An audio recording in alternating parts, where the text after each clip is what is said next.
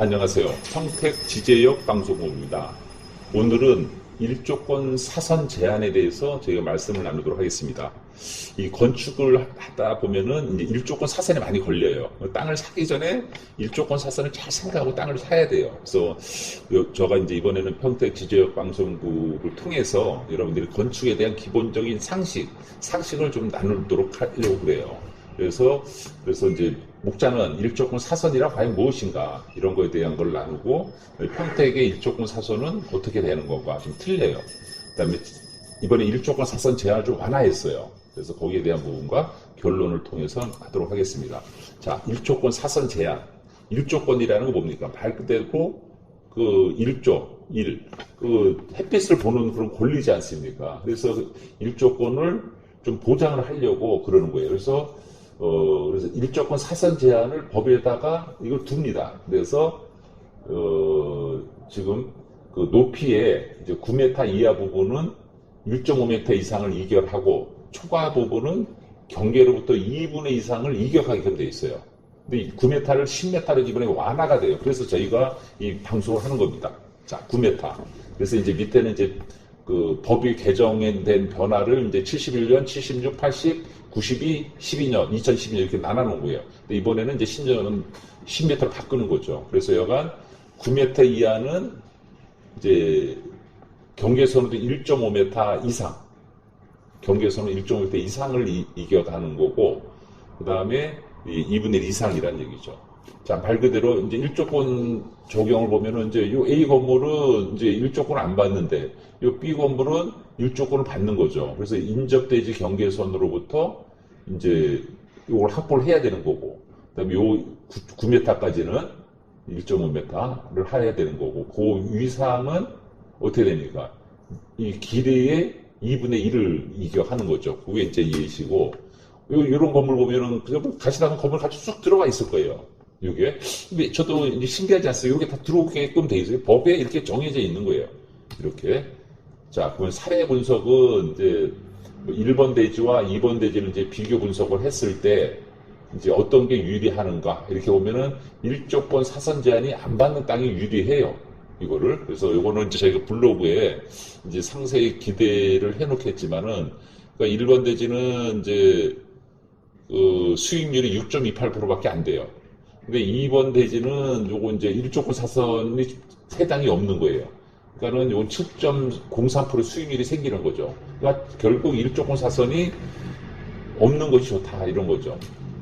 자, 이걸 이해를 하기 위한 걸 보면은 이게 땅이에요. 이렇게 땅인데 이 3층까지는 1.5m만 떨어지면 되는 거예요. 3m까지는. 그죠? 근데 3m 이상은 높이의 2분의 1이에요. 높이의 2분의 1. 높이가 높이 2분의 1이에요. 요게 좀 9m잖아요. 그죠? 요게 9m. 예? 요게 또 들어갔단 말이에요. 높이의 2분의 1. 이거 높이를 낮게 해야 된다는 얘기죠. 그래서 높이의 2분의 2. 그렇게 뛰어야 된다는 얘기죠. 그래서 일조권 사선 제한을 보면 요거는 1.5m를 뛰어야 되는 거죠. 그죠? 요거는 6m잖아요. 요거는 6m가 뛰어 들어가야 되는 거예요. 왜냐면은 이제 요게 9m잖아요. 그죠? 9m.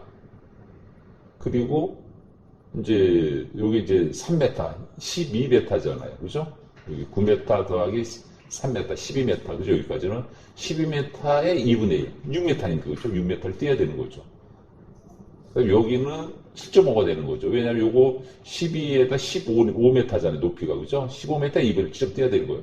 그러니까는 3층까지는 그냥 요 진적 경계 1.5m만 띄면 되는 거고, 그 다음에 이제 그 위 4층, 5층은 최고 높이를 2분의 1을 띄어야 된다는 거예요. 이게 사선 제한이에요, 지금. 요거가 이제 요 그림을 보면 이해가 될 거예요. 자, 근데 여기 핵심은 뭐냐면은 서울 쪽에서는 이제 북쪽으로 이제 정북 방향으로 일조권 사선이 걸리는 거고, 예? 북쪽은 안 걸린다는 얘기죠. 근데 이 신도시, 평택, 특히 지제의 신도시는 남쪽의 사선 제한이 안 걸리니까, 남쪽 건물이. 그러니까는 쉽게 얘기해서 서울 구도시, 평택도 아니죠. 얘는 구도시는 북향 땅이 좋은 거고, 뭐 쉽게 얘기해서 이쪽은 물론 꼭 북향이라는 거 아니에요. 남향이 좋은 거죠. 여기는 지제역, 지제 신도시는 고덕 신도시도 마찬가지예요. 그래서 이제 정남 방향 일조권이냐, 정북 방향 일조권이냐 이 차이가 있는 거예요.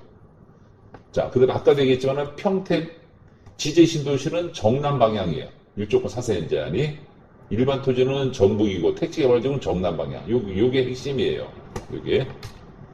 자, 저희가 이제 땅을 산 건 거의 남양 땅을 사요. 파크빌지 101동 이쪽은 남양이잖아요. 그래서 사선 제한이 많이 안 받아요. 요것도 마찬가지예요. 근데 다세대는 뭐 일조권 사선이 이제 대지 중심선으로 이제 다가구는 보는 거고, 다가구는 끝선을 보는 거고, 다세대는 중심선을 보고 그래요. 그러니까 또 차이가 있어요. 저희가 그걸 잘 봐야 되는 거예요.